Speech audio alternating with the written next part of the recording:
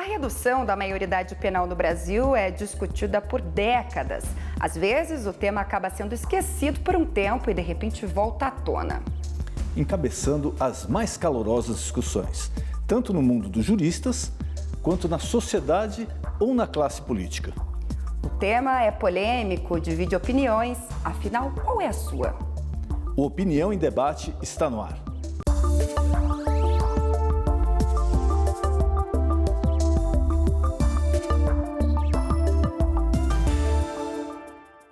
Para falar sobre o tema, então, eu e o Dr. Demis recebemos hoje no estúdio a doutora Isabel Mendes, ela que é do Conselho da Comunidade da Comarca da Região Metropolitana de Curitiba, um órgão de execução penal. Também conosco aqui no estúdio o deputado estadual pelo PSD do Paraná, o deputado Rubens Recalcati, que atuou por muitos anos na área de segurança pública como delegado da Polícia Civil. Uma boa noite a todos, obrigado pela presença.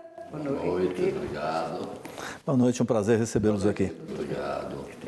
Nesse primeiro momento, nós gostaríamos de ouvir a opinião, posicionamento e justificativa de cada um dos nossos convidados sobre o tema.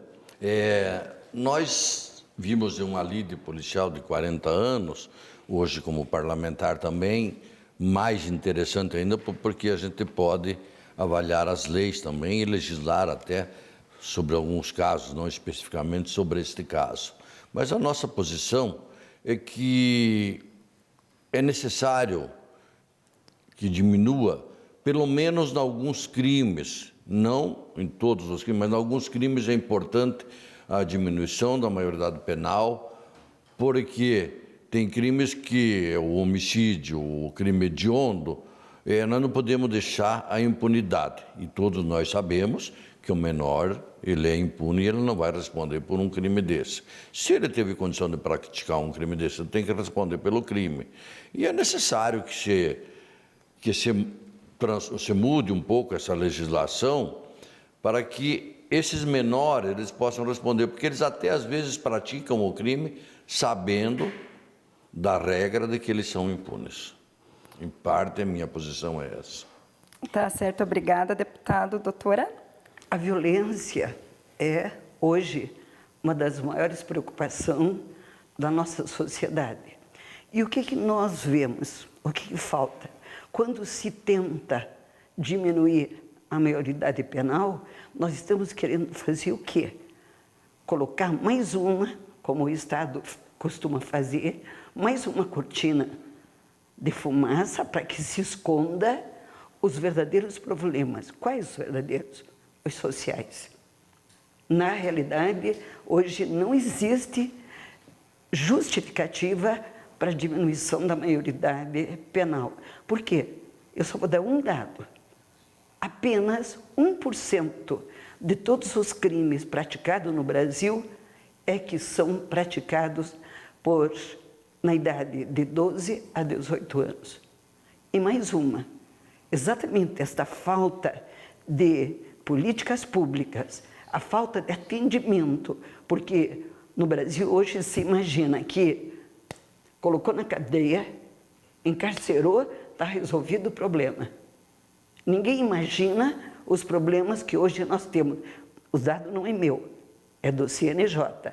Nós estamos hoje com quase 900 mil presos. Terceiro maior índice de prisão do mundo. Só temos a China, mas não dá nem para comparar por causa da população chinesa, e os Estados Unidos, porque sabemos da política dele, mas que está diminuindo. Que entra na questão da superlotação também. Dizer, e aí temos 340 mil, a capacidade nossa de todos os presídios do Brasil, 340 mil. O que se pretende? Escola de fazer bandido? Bota o menino com 16 anos.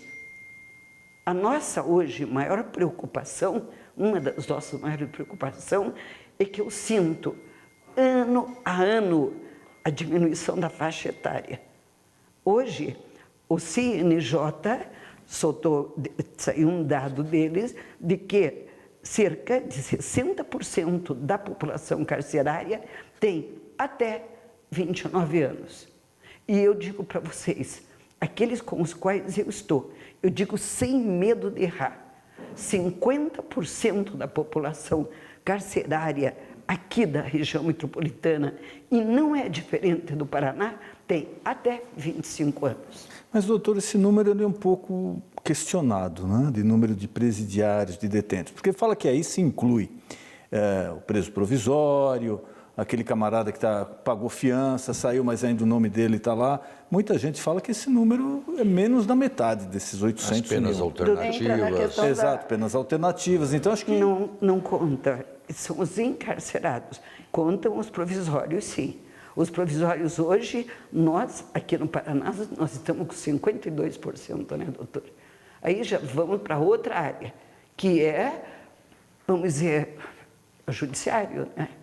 Mas nós sabemos que destes provisórios, mais de 50% vão ficar encarcerados. Entra a lentidão E do hoje estão judiciário, né? encarcerados. Aí o senhor vai na Casa de Custódia de Piraquara, que é a entrada. O senhor chega lá, tem pessoas com 1 ano preso provisoriamente. Quer dizer, a lei diz que não pode, né, doutor? A lei diz que no máximo 90 dias. É 80 e poucos, mas 90 dias. Mas tem gente com 1 ano preso provisoriamente.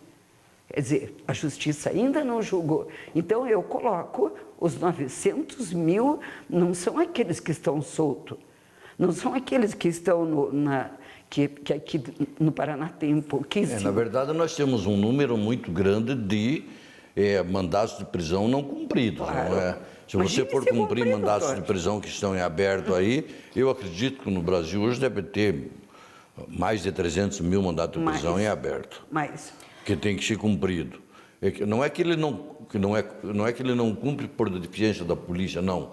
Ele não é cumprido até por deficiência da estrutura. Falta de efetivo mesmo. Falta de efetivo, da estrutura da segurança pública, das polícias, principalmente das polícias civis, que é a parte que faz a polícia judiciária, não é? E que deveria, às vezes, estar investigando o sujeito que é mandado de prisão, deveria cair lá na delegacia, aliás, cai na vigilância das capturas, o mandado de prisão, e tem equipes para ir atrás dos sujeitos que têm mandado de prisão, mas não tem estrutura pessoal para fazer isso. Mas a audiência de custódia não resolveu, não ajudou? É muito pouco. Eu vou dar minha parte antes que a doutora fale. Eu sou muito favorável à audiência de custódia. Eu também sou. Estou indo ao contrário de muitas opiniões que tem por aí, que criticam a audiência de custódia. Eu acho ela muito importante, é um momento bastante importante quando decora uma prisão de um autor, de flagrante, ou por um mandato... de flagrante, mas a prisão não cai na audiência de custódia. De um flagrante, e que o juiz e o Ministério Público tenham uma oportunidade de avaliar rapidamente e dizer, o fulano aqui eu vou liberar ele mediante alguma medida cautelar, ou sem medida cautelar, porque ele entende que não é necessário. Então, isso veio facilitar muito, a doutora também sabe disso, a oportunidade de você ter menos preso nas delegacias.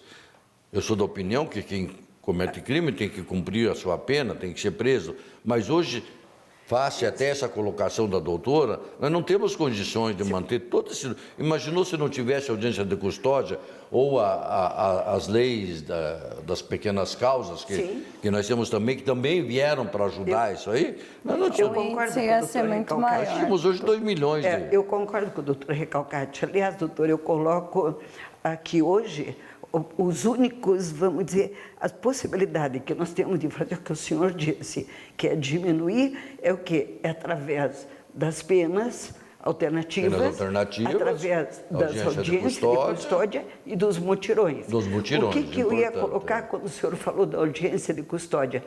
Existe dentro do próprio judiciário, mas muitas dos juízes que não querem, que não aceitam, o doutor sabe. Ela é excelente. Eu concordo com o senhor. Tem uma total. resistência Só que ainda não está. Aliás, a colocação sua da audiência de custódia aqui nesse momento é muito importante. Muito. A gente discutir isso aqui, porque é um fato, um ato jurídico que foi implementado e que, a meu ver, ele veio para ajudar a justiça. Até, às vezes, você não pôr na cadeia um indivíduo que cometeu um primeiro crime. Sim. Mas está sendo muito criticado, inclusive por setores da imprensa. Há críticas, muitas críticas, mas... Doutor Recalcati, eu vou falar uma coisa que o senhor já falou. Vejam, constitucionalmente, a Polícia Militar ela é preparada para quê? Para prevenção. A Polícia Civil é preparada para quê? Investigação. Investigação, é a Polícia Judiciária. Mas o que acontece hoje? Acontece que a Polícia Militar é quem prende mal e muito. Ela prende, eu fico danada quando eu vou nas delegacias e encontro o pessoal de rua. Ela prende morador de rua, ela prende todo mundo, porque ela não foi preparada para isso. Ela foi preparada que é necessário. Se a Polícia Militar fizesse prevenção, não tinha... Que caminha junto com o Judiciário, né? E a Polícia Civil, ela é preparada para investigar, ela é preparada para prender. O que acontece? Desculpe eu falar, doutor. A Polícia Civil cuida de preso, que não deveria, não poderia ter preso em cadeia. Aí não faz o trabalho investigativo. Claro. Não tem tempo. Delegacia superlotada, não tem efetivo, o efetivo acaba cuidando dos Eu quero fazer um argumento, uma presidiários. colocação da doutora, que eu concordo com o que ela está falando, mas só quero discordar um pouquinho quando a senhora fala das prisões que a Polícia Militar faz, ou a Guarda Municipal, que hoje também faz um trabalho de polícia preventiva também, com relação às prisões. Claro, a Polícia Militar ou a Guarda Municipal passa ali e acaba encontrando um morador de rua que tem mandado de prisão. Ele vai ter que levar o morador ou quem quer que seja para a delegacia, não é? Claro, você tem que saber administrar as situações. Nós temos que entender tudo isso. Agora, depende muito de um judiciário muito ágil, muito rápido, um Ministério Público muito eficiente, que rapidamente veja uma situação. Ele tem que analisar esse, eu entro agora na sua fala, esse aspecto social da coisa. Então, prendeu um sujeito que é um morador de rua e que ele tem um mandato de prisão por um furto que ele cometeu, mas a justiça que avalia se ele tem que responder condenado por algum crime ou não. Isso é importante, doutora, essa parte da análise social da coisa. Só que a polícia tem que cumprir, tem mandato de prisão, tem que cumprir. Fugimos um pouquinho, né? Pois é, fugimos um pouquinho do tema, mas da também não maioridade deixa penal, mas lógico, de desenvolver essa questão. Também no menor também. Porque aí vem o contexto da onde entra o menor. Eu continuo dizendo que é um problema social, que se imagina que se encarcerar vai resolver. Olha, é só pegar as estatísticas, em todos os países que diminuíram a maioridade penal, a violência aumentou ao invés de diminuir. E tem países que eu lembro, não sei se tem outros, como a Alemanha e, eu acho que a Alemanha e Holanda. Estados Unidos também. Já voltaram para 18. Não sei. Sim, já voltaram, eles tinham diminuído e voltaram. A Alemanha, eu tenho Mas nós temos certeza. que avaliar bem, né, doutora, essa questão de você deixar a partir dos 18 ou baixar para 16 ou alguma coisa semelhante, né? Nós temos que avaliar bem porque é uma questão muito importante a diminuição da maioridade penal. Por quê? Porque nós temos situações de aquilo que eu comentei no início da minha fala. O menor que ele tem 17 anos, ele sabe que se ele matar o fulano na rua, ele não vai ficar preso, que ele não vai responder pelo crime. A partir do momento que ele souber que ele vai ficar preso, que ele vai responder por aquele crime, eu tenho certeza que eles vão avaliar bem a situação antes de cometer um crime, né? E é uma pergunta que eu sempre faço: qual a diferença para a vítima se quem me apontou um revólver ou quem me matou tem 15, 16 ou 40 anos? Não tem diferença nenhuma. Ele cometeu para a vítima. É a mesma coisa. A vítima vai ser morta, vai ser roubada, vai ser furtada. Eu peço licença só um pouquinho, doutora. A gente tem que fazer um intervalo rapidinho. A gente já entra nessa questão até dos outros países, nessa questão dos índices de criminalidade, ok? Um minutinho, um pouquinho. Rapidinho, então, intervalo comercial e já voltamos.